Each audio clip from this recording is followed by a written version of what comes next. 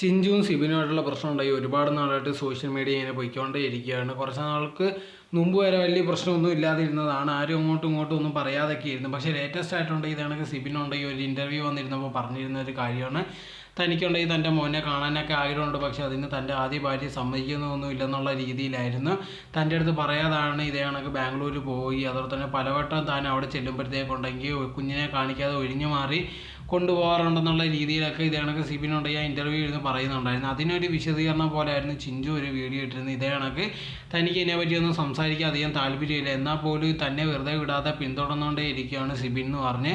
So അതുകൊണ്ടാണ് ഇപ്പോൾ പറയുന്നത് താനുണ്ടെങ്കിൽ അങ്ങനെയൊന്നുമല്ല, തൻ്റെ അമ്മയെ ശുശ്രൂഷിക്കുന്നതിൻ്റെ കാര്യം ആയിട്ടാണ് ഇതേ കണക്ക് ബാംഗ്ലൂർ വരികയും അതിനുശേഷം ഉണ്ടെങ്കിൽ ഇതേ കണക്ക് സിബിനാണ് തൻ്റെ അടുത്ത് പറഞ്ഞത് തനിക്കുണ്ടെങ്കിൽ ഭയങ്കര ഒരു ഫൈനാൻഷ്യൽ ക്രൈസിസിൽ കൂടെയാണ് പോകുന്നത്. സോ അങ്ങനെ ഇരിക്കുന്ന സമയത്ത് ഭാര്യയും ജോലിക്ക് പോകണമെന്നുള്ള കാരണം കൊണ്ട് അവിടെ തന്നെ വല്ല ജോലി നോക്കാൻ പറയുകയും അങ്ങനെ കുറച്ച് കഴിഞ്ഞിട്ടാണ് പിന്നെ ഇതേ കണക്ക് ഞങ്ങൾ തമ്മിൽ പിരിഞ്ഞെന്നുള്ള കാര്യമാണ് പറയുന്നത്. അതോടെ തന്നെ ഉണ്ടെങ്കിൽ ഇപ്പോഴാണ് ഇതേ കണക്ക് മോനെ പറ്റിയുള്ള ഫോട്ടോസ് വീഡിയോസൊക്കെ DP ഇടുന്നത്. നേരത്തെ ഉണ്ടെങ്കിൽ അങ്ങനത്തുള്ള ഒരു കാര്യങ്ങളും ചെയ്തിട്ടില്ല, ഇപ്പോഴാണ് ചെയ്യുന്നതെന്നുള്ള കാര്യങ്ങളാണ് ഇതേ കണക്ക് ഭാര്യ പറഞ്ഞിട്ടുണ്ടായിരുന്നത്.